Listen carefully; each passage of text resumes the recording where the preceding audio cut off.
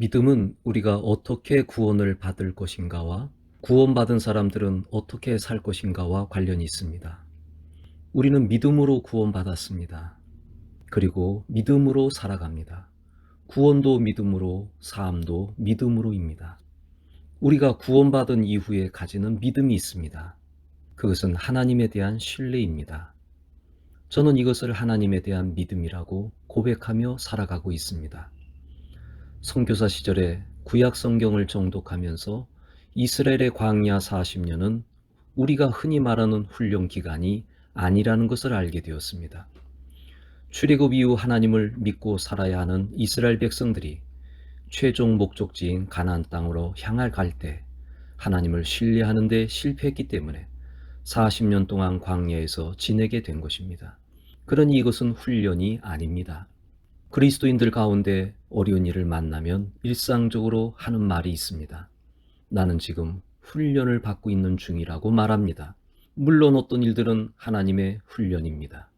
그러나 그 오랜 동안 신앙생활을 했고 이제 나이도 들 만큼 들었는데 아직까지 훈련 중이라고 말하는 것은 훈련의 정확한 의미를 모르고 하는 말입니다. 오늘 우리에게 필요한 것은 하나님에 대한 믿음을 굳건히 지니고 살아가는 일입니다. 하나님은 하나님을 신뢰하는 믿음이 있는 사람과 동행하셨습니다. 우리도 그렇지 않습니까? 누가 나를 믿어주지 않고 의심하면 그 사람과 함께하기 어렵습니다. 그러나 누가 나를 전폭적으로 믿어주면 그 믿음에 보답하게 됩니다. 인천 상륙 작전을 주의한 메가더 장군은 어린 시절에 말썽을 피우고 사고를 치곤 했습니다. 사람들은 그런 그의 모습을 보고 장래가 없다고 말했습니다. 그러나 그의 할머니는 달랐습니다. 메가더를 보고 너는 기골이 장대하고 리더십이 있는 훌륭한 군이 될 것이라고 늘상 말하곤 했습니다. 할머니의 말대로 메가더는 웨스트포인트 사관학교에 들어가 훌륭한 군인이 되었습니다. 저는 하나님을 믿기에 어떤 일을 만나도 마음의 평안을 누리게 됩니다.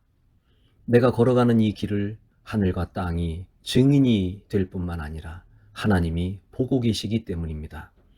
그리스도인의 실패는 어디에서 옵니까? 하나님에 대한 믿음 없이 사는 것에서 옵니다. 이스라엘 백성이 광야 40년 생활을 하게 된 결정적인 것이 가나안 정탐 사건입니다. 정탐꾼들 가운데 여호수아와 갈렙 이외의 10명은 부정적인 보고를 했습니다. 이 부정적인 보고로 인해 이스라엘 백성들은 어려운 환경만 보이지 하나님이 보이지 않았습니다. 그들의 반응에 대해 하나님은 어느 때까지 나를 믿지 않겠느냐라고 말씀하셨습니다. 그들의 불평과 원망은 지금까지 함께 하신 하나님에 대한 예의가 아니었습니다. 지금 하나님이 옆에 계시는데 하나님을 무시하는 일입니다. 그래서 하나님은 당신을 시험하고 있다고 말씀하셨습니다. 이미 하나님은 수많은 능력으로 그들을 도와주셨습니다. 그런데도 그들은 하나님이 보이지 않습니다. 그 결과 출애굽한 백성들은 광야에서 다 죽기까지 기다려야 했습니다. 이것이 광야 40년의 모습입니다. 하나님에 대한 믿음은 모세오경의 핵심적인 내용입니다. 하나님을 믿고 사는 사람은 하나님 앞에서 사는 사람입니다.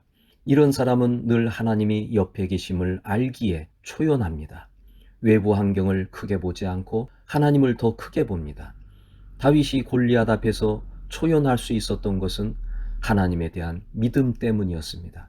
나는 하나님을 믿고 살아가는 사람입니까? 그렇다면 초연한 삶을 살아갈 것입니다.